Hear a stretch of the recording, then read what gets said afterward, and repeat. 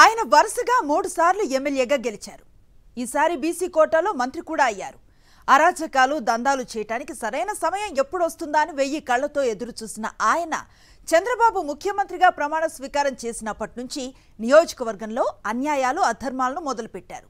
ఓవైపు వైఎస్ఆర్సీపీ నాయకులపై దాడులు చేసి వారి ఇళ్లు కూల్చేస్తూ గ్రామాల నుంచి తరిమేస్తూ, మరోవైపు మాది మంచి ప్రభుత్వం అంటూ ఇంటింటికి తిరిగి స్టిక్కర్స్ అంటిస్తున్నారు. అది చూసి ప్రజలు ఆశ్చర్యపోతున్నారు. ఇది బాపట్ల జిల్లా రేపల్లె నియోజకవర్గం. రేపల్లె నియోజకవర్గం ప్రశాంతతకు పెట్టింది పేరు. రేపల్లె పట్టణం మినహా నియోజకవర్గంలో మిగతా భాగమంతా రూరల్ ఏరియా కావడంతో గొడవలు చాలా తక్కువ. ఎప్పుడైనా ఎన్నికలు వస్తే ఆ ఎన్నికల రోజు మాత్రమే రాజకీయం, కానీ మిగిలిన రోజులు అందరూ కలిసే ఉంటారు. అయితే ఇదంతా ఇప్పటి మాట కాదు.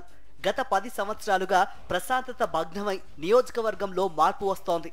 దీనికి కారణం రేపల్లె ఎమ్మెల్యే అనగాని సత్యప్రసాద్. బాపట్ల జిల్లాలో సీనియర్ కావడం, బీసీ కార్డు ఉండడంతో ఈసారి ఈయనకు మంత్రి పదవి దక్కింది. ఎమ్మెల్యేగా ఉన్నప్పుడే రెచ్చిపోతూ వచ్చిన ఆయన ఇక మంత్రి కావడంతో ఈయన ఆగడాలకు పట్టపగ్గాలు లేకుండా పోతున్నాయని నియోజకవర్గంలో అనుకుంటూ ఉన్నారు. చంద్రబాబు ముఖ్యమంత్రి అయినప్పటి నుంచి వైఎస్ఆర్సీపీ కార్యకర్తలు నాయకులను టార్గెట్ చేస్తున్నారు మంత్రి అనగాని సత్యప్రసాద్. రేపల్లె నియోజకవర్గ వ్యాప్తంగా దాడులు మొదలుపెట్టారు. ఎన్నడూ లేని విధంగా విధ్వంసకర విష సంస్కృతిని తన అనుచరుల ద్వారా అమలు చేయిస్తున్నారు అనగాని సత్యప్రసాద్. చెరుకుపల్లి మండలం రాంబొట్లవారిపాలెంలో వైసీపీ సోషల్ మీడియా ప్రతినిధి రాజ్ కుమార్ ఇంటిపై దాడి చేసి ఇంట్లో నుంచి బయటకు ఈడ్చుకొచ్చి మరీ చావబాదారు.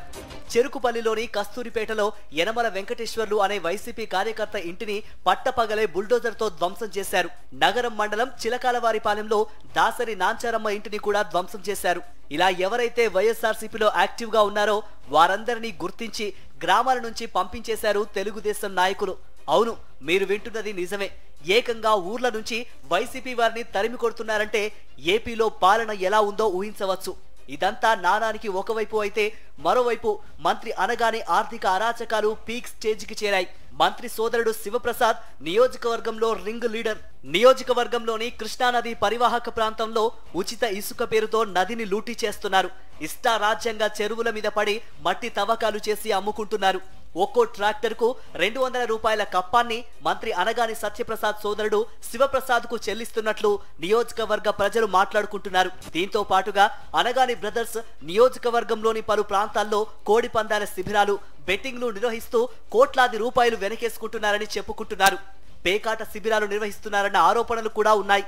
జనాభాను బట్టి ఆయా గ్రామాల్లో బెల్ట్ షాపులను వేలం వేసి లక్షల రూపాయలు జేబులో వేసుకుంటున్నారని సమాచారం. ఇలా నియోజకవర్గంలో అన్నదమ్ములిద్దరూ దందాలు చేస్తూ ఇప్పుడు మాత్రం మాది మంచి ప్రభుత్వం అంటూ ఇంటింటికి వచ్చి స్టిక్కర్లు అంటిస్తున్నారు. అనగాని సోదరుల అరాచకాల ధోరణిపై పెద్ద ఎత్తున చర్చ నడుస్తోంది.